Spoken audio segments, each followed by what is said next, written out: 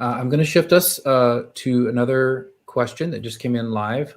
So Anne in our audience makes the following statement and asks the following question. MedTech seems like a big area for self-sovereign identity. Is there any risk or downside for the individual user? I'll answer that briefly, and then I suspect that Kaliya will have a more nuanced answer than mine. So the one of the learnings that I have from cryptocurrency is that much of the value is premised on this idea of being your own bank, which means that you no longer have to rely on third parties and you can custody yourself while still having access to it in an internet-capable world. That is incredibly empowering. But it also comes with costs, and those costs are you are responsible. And being responsible for your security in the same way that a bank is responsible for the security of your money is a terrifying thing a lot of times, and not something to be taken lightly, and not something that is without cost. So that is also true whenever you're talking about decentralizing or disintermediating any of these different platforms, is that to the extent that you can do a good job of maintaining your credentials, you are probably better than whoever else would be maintaining your credentials, and it's entirely in your control. But to the extent that you're not okay with that, then it's your fault. And there's really very few people to blame, or more importantly, very few people who can help you in that circumstance. Yeah, that concept of agency. Kaliya?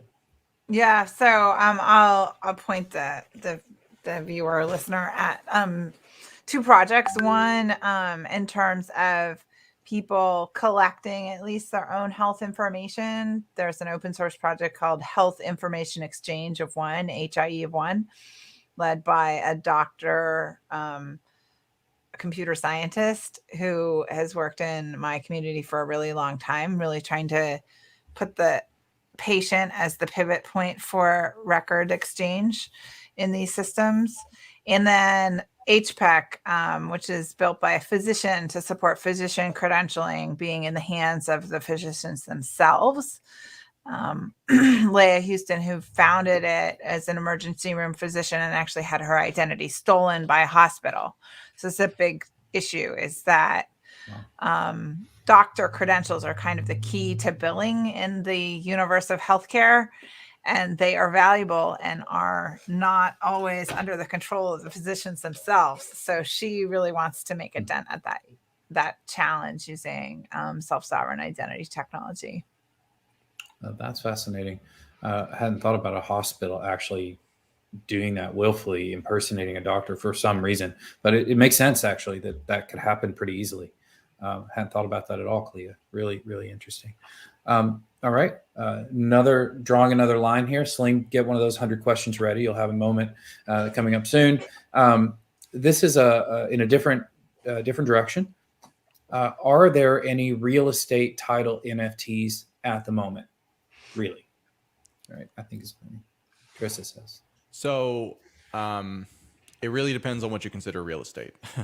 If we're talking about real estate insofar as like metaverse platforms are concerned or virtual worlds, then yes, there are many, many, many different types and many numerically different NFTs that are effectively deeds to various plots or estates or parcels. That's been true for about 5 years at this point, somewhere around that line. Decentraland was the first one of these projects to come out, but there have been many that have come since, and some of which are indeed picking up traction. I would also consider this an incredibly nascent space, right? I'm thinking about this as being really interesting. Like, as you said, we threw an event the other day, but I'm thinking this is not going to be really interesting for most people for another 3 to 5 years. On the kind of physical real estate side, there have been lots of projects that have attempted this.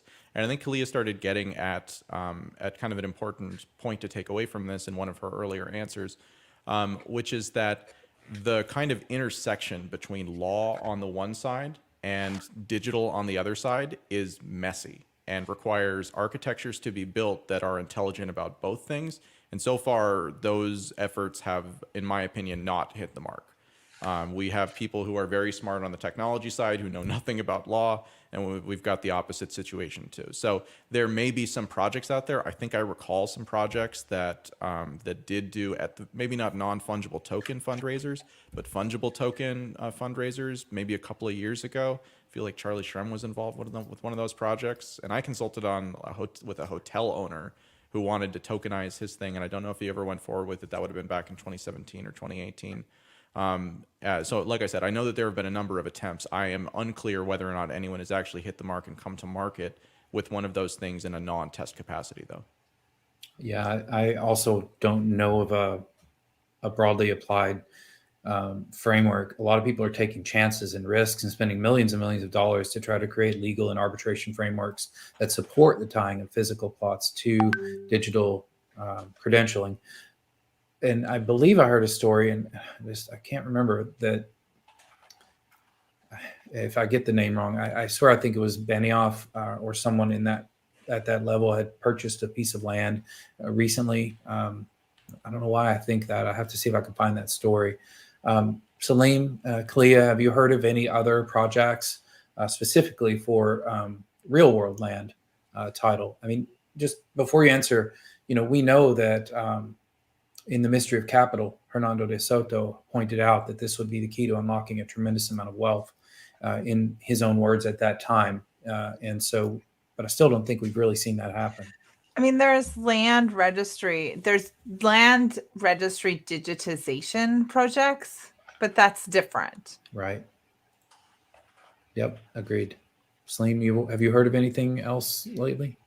There's a real estate token called Propy, PROPY, where they're trying to create real estate NFTs, and I think they've done one full real estate transaction between buyer and seller using just the blockchain without touching the real world, and that's very new.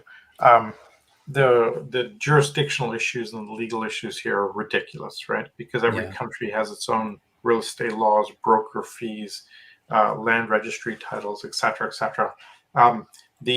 My favorite story about the Honduras project, where they tried to put land titles on the blockchain, was the immune system response, because the government, you got to like 8 out of 10 steps to get it done, and then the government realized, wait a minute, if this happens, we're not authoritative of who owns what land that the blockchain is, and therefore you can't do corruption. And that killed the project instantly. Right. Stopped the whole thing, because how could you extract bribes, etc., if you're not authoritative? And I think that's the work now to do, is to do this. What I suspect we'll see happening is what we're starting to see in the NFT world, where groups of people will just self-associate with things and start right around the existing systems.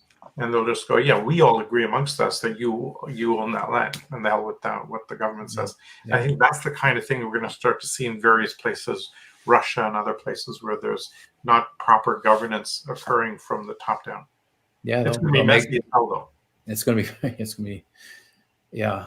They're going to make DAOs, and eventually those DAOs will be there. We do have one community member I know of. It's a very early stage for his project, so I don't know that if I should or shouldn't mention it or not. But he's trying to tackle some of this in India. It's Pratik's project. So he's doing some interesting work out there. So all right, well, that's an interesting one where we can segue over to talk a little bit about distributed autonomous organizations. I have a question. You have a question first. Go for it. Yeah, for Adam. When you're kind of one of the most cutting edge folks looking at different projects of NFTs, what are some of the most interesting 2 or 3 things that you're seeing out there? Because few people have that breadth of view across all the spectrum of projects as you do. I appreciate that endorsement. Honestly, like I said, I view most of the spaces in the play stupid games, win stupid prizes phase. And so I honestly don't pay much attention, except for the things that really seem like they're getting traction, because traction is really kind of the question about this stuff. So again, like I actually don't want to name any specific projects, if you don't mind. But generally, like I said, I think that the projects that are doing things that are different than the projects that are out there today.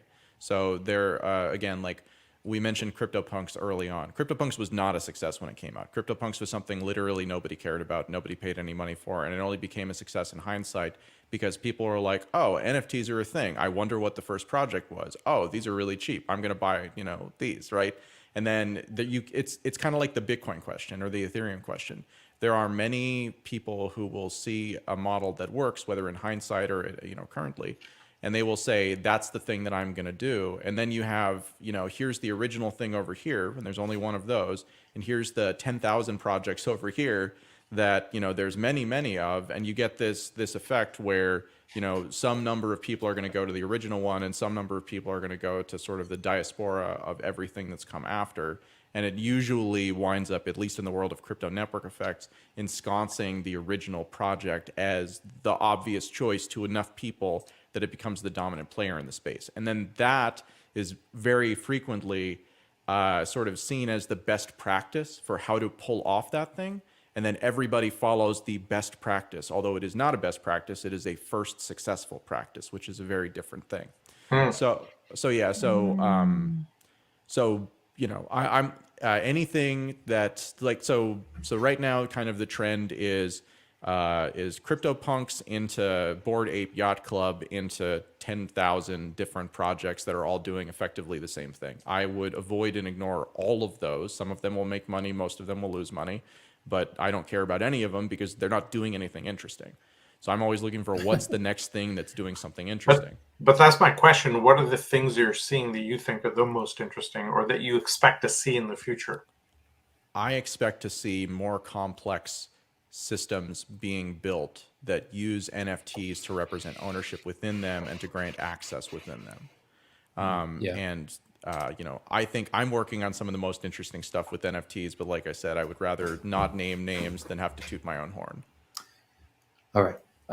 Kaliya, I'll throw that. You can come in on this one. I just want to make one point about the CryptoPunks, Adam, to get your thought on this. And Kaliya, this would be a really interesting one for you too. I've noticed lately that many CryptoPunks have Twitter accounts, and many of those Twitter accounts, especially for certain punks, have a lot of followers, and they're garnering a reasonable voice. But we have no idea who that is behind the punk.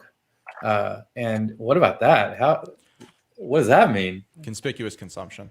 I mean, like that's what we're seeing, again, like you look back at prior instances of like intense inflation and mania markets, and conspicuous consumption is the thing that you do to signal that you are doing great, right? And then everybody wants to follow those examples because they also want to signal that, because to the extent, again, like when you're raising money, to the extent that you don't need money from somebody is to the extent that they want to give it to you, right?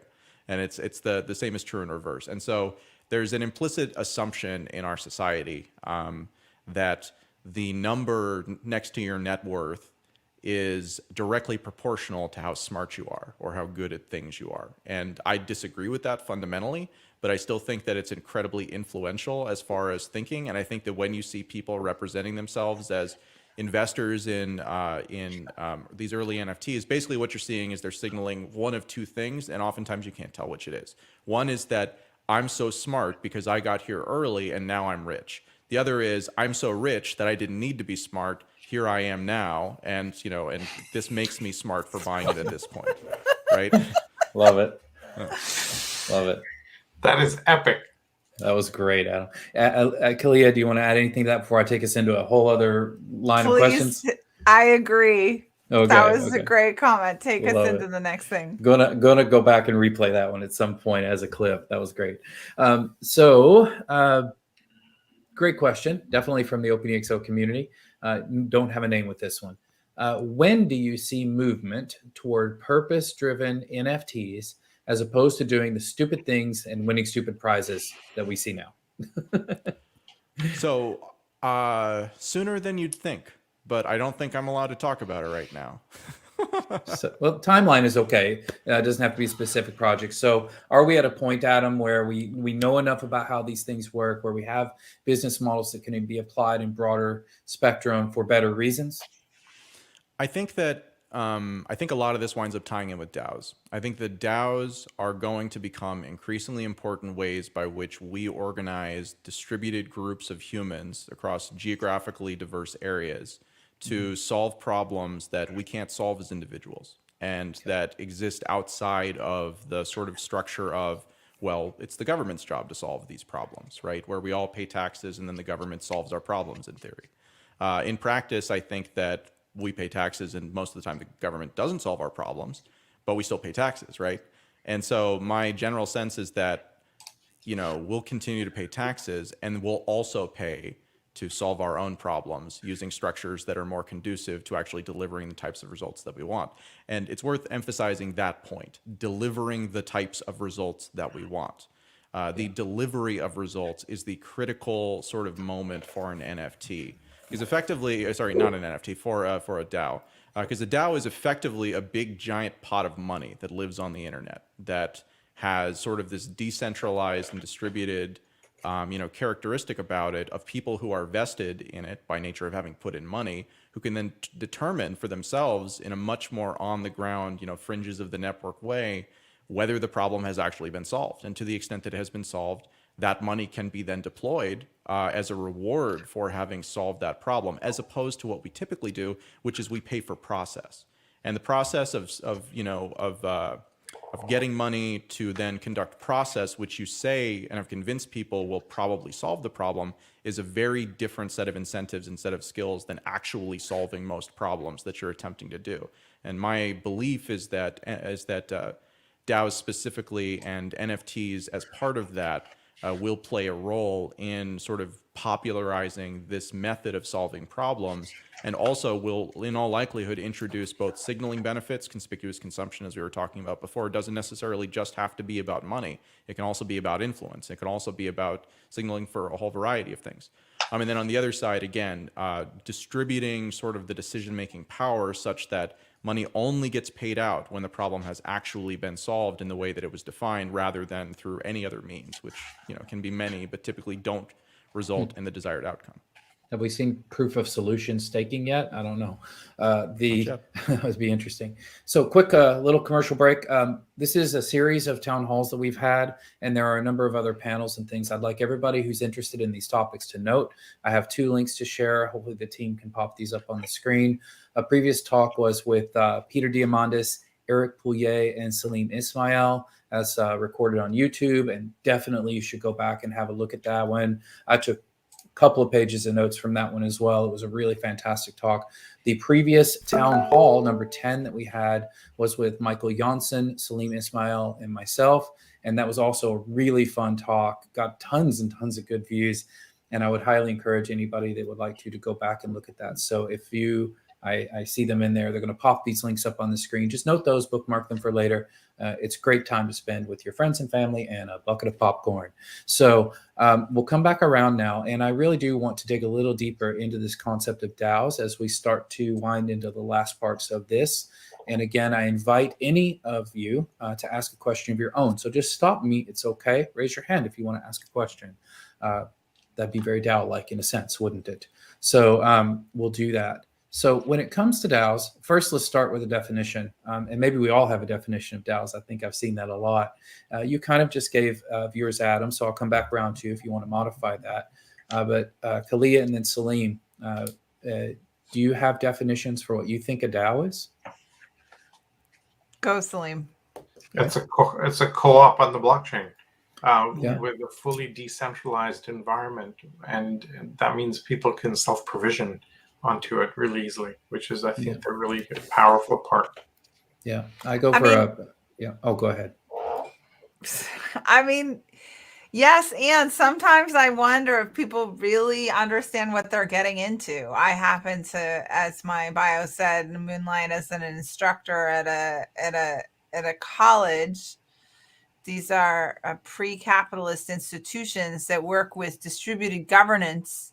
They're very slow, and they are problematic from a get things done decision-making point of view sometimes. So I think, we can define them however we want. I think they come with the need to upgrade our capacity to govern ourselves and to be co-intelligent, to point at Tom Atlee's work. And to, one of my other talents is designing and facilitating interactive events that really accelerate how we collaborate together. We can have DAOs. We need to also have an investment in the social technologies that could actually make them work at scale, because we don't have those running right now. Yeah, that's an incredibly important point. The actual operating systems, if you like, for DAOs are completely experimental. The best examples we have are historical from cooperatives. So when people ask me what a DAO is, I try to say it's It's a decentralized, crypto monetized, digitalized, not just digitized, but digitalized, meaning the processes as well, cooperative. I know that's a mouthful, but that's the best way I've been able to explain it. And learn your history. Cooperatives have been thriving for hundreds of years in up economies and down economies, and I think we need to pay attention to that. I would reference people to a book called Platform Cooperative, or Everything to Everyone. Those are two really good books. Trevor Holtz and Nathan Schneider, I think.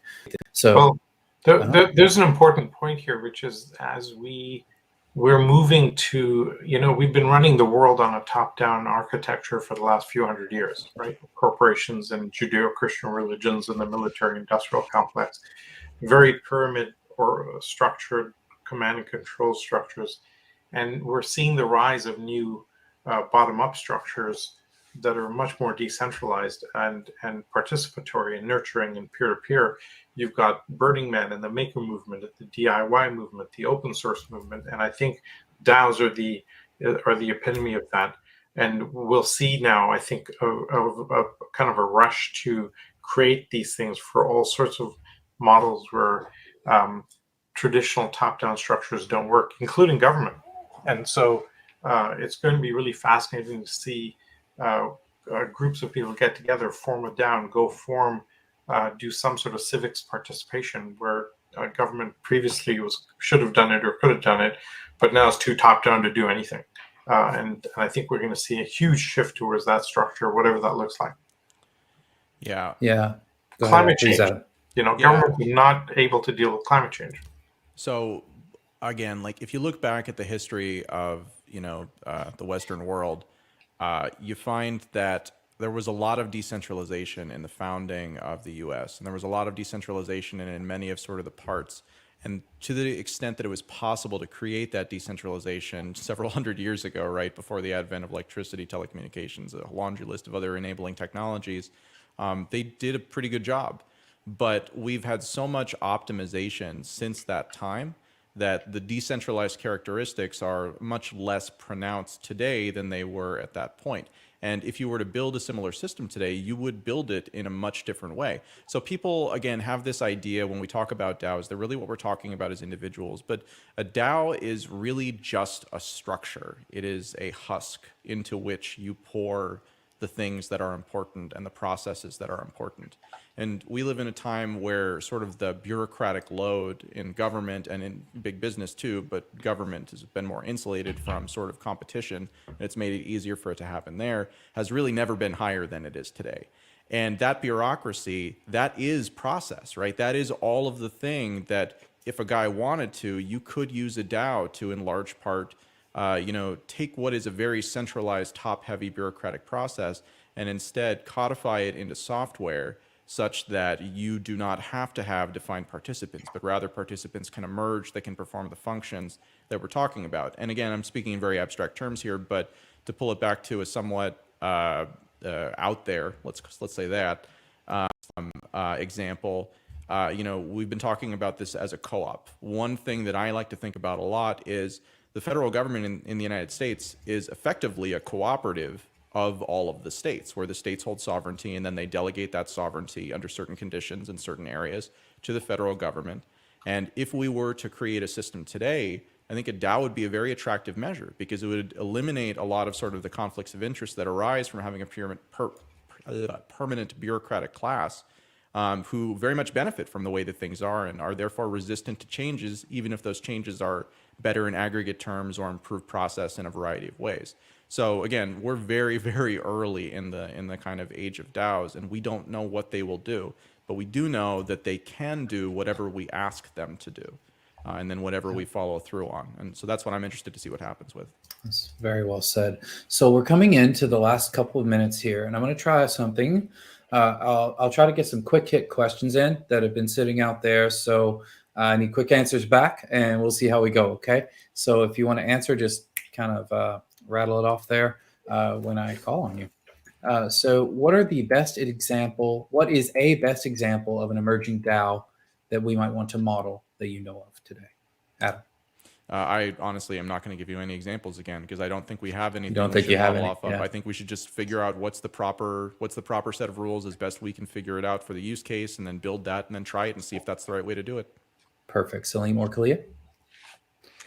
I'm in the token engineering commons because a friend of mine was like, come join a DAO. I was like, okay, if you say they're good, I'll join the party. So I tried, like I'm experimenting at least a little bit. That's all I'll say. Perfect.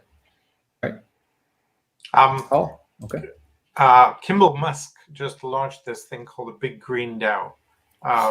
Who's Elon's brother, who's done a lot of decentralized bottom-up gardening and food growing, and I think that has some interesting steps in it. But again, we have a long way to go.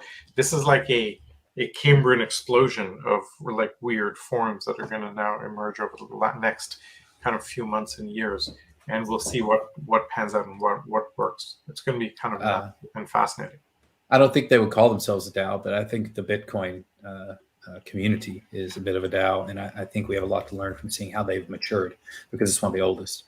So I'd throw that in there. Next question is the okay? Wow, interesting. This one just came in. Is the internet a kind of DAO? I don't know. I would call the internet. Go ahead. I was gonna say 2 talks come to mind. Clay Shirky gave this talk about love on the internet at Supernova. It's on look it up on YouTube. And Jonathan Zittrain also gave a speech where he's like, love is underlying connection and caring between the people who run the infrastructure is what keeps the internet going. So maybe yes. Interesting.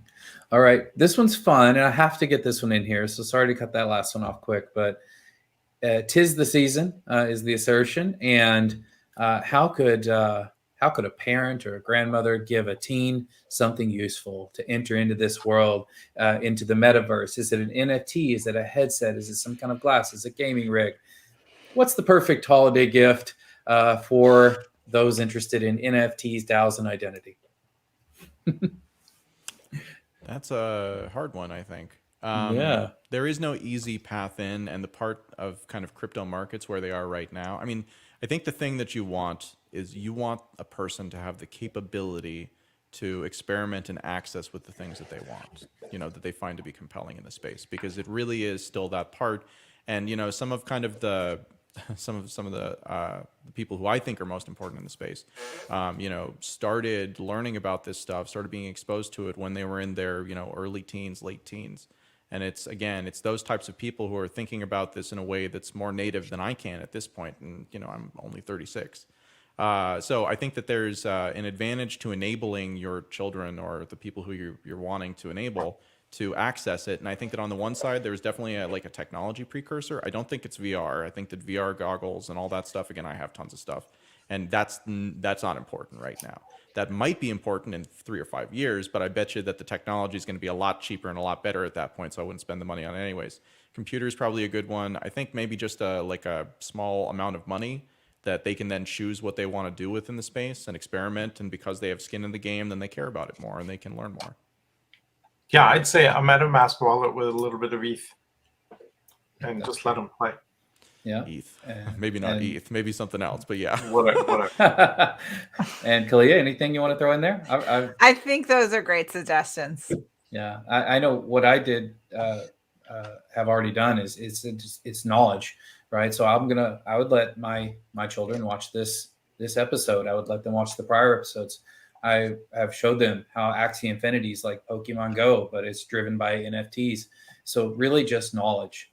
I know that sounds ridiculous and they may not appreciate it yet, but if you don't know, you can't go. So I think that's where I'll wrap. So I have to hand this back over to our organizer, Nikki, and marketing chief for the ExO economy, so she can wrap us up. Before I do that, Adam, thank you so much. Kaliya, Salim, really, really deep gratitude for your time and your willingness to share what you know with our audience out there today. Thank you so much for that. Thank you for the opportunity. Awesome discussion.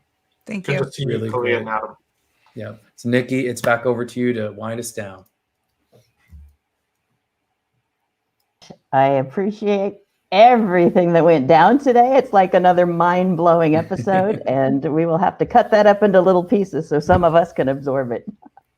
But I just wanted to remind everybody that we've got a team working behind the scenes that are just awesome, and they just make everything in this village work. It takes a village, right? So I want to thank Angel and Angela and Angelo, my ExO angels, and Eric and Pratik and Rodrigo and Vanessa and Ying and Jerry and Jill, who's running the Jerry and Jill, that's cute, running the show behind the scenes here. So I so much appreciate all of you, speakers, everybody, and be exponential and take it to the next level. Town Hall number 12 coming up.